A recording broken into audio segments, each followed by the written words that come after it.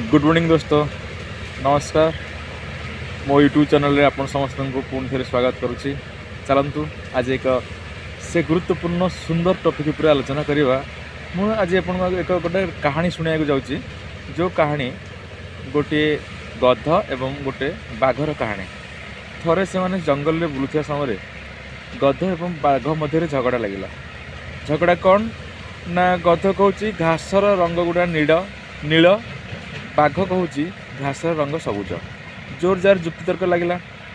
सी कहूँ नील, ये कहूँ सबुज, सी कहूँ नील, ये कहूँ सबुज। किंतु एमती चलला परे बाघ कहला ना ना एमती नुह, चलो आम जंगल महाराजा सिंह पाखक जावा एवं पचारिबा जे घासर रंग कौन। सेठू से माने चलले सिंह महाराज पाखक। गध जाकि प्रथम कहला, महाराज घासर रंग नील, मु कहूँ ये कथा। आ बाघ कहूँ घासर रंग सबुज, कोटा ठीक कहतु, सतना नील ना नहीं कहतु ना। हाँ नील ना, जदि नील पूरा एकदम गध खुशी पूरा पागल हो गला एवं कहला तो ये तो हारीगला बाघ, ताको कौन सजा। सिंह महाराज कहले बाघ 3 दिन जाए किसी खाइबनी, पूरा मन रहिबो। एवं ये कथा शुणी गध पूरा एकदम खुशी फाटी पड़ी सेठू दौड़ी दौड़ी पलि आसला। तो किसी समय पर सिंह महाराज को बाघ पचारुची, महाराज आपन जानते घासर रंग सबुज, मु भी जानी घासर रंग सबुज, तथापि मत सजा कहीं।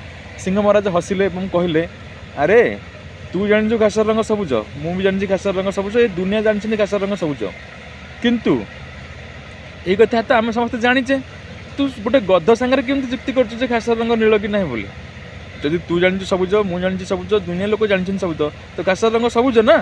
तेणु बंधुगण, आम बिजनेस को आसी जाइए, आम जाने आम बिजनेस कौन, आम बिजनेस केमती करवा, आम बिजनेस कहीं करवा, आम कौन पाई बिजनेस करचे, आम निजर परिवार उन्नति करने, आम निजर भविष्य गढ़ा, पिलार भविष्य गढ़ा, आम जने भविष्य दिन धन्य होगापी।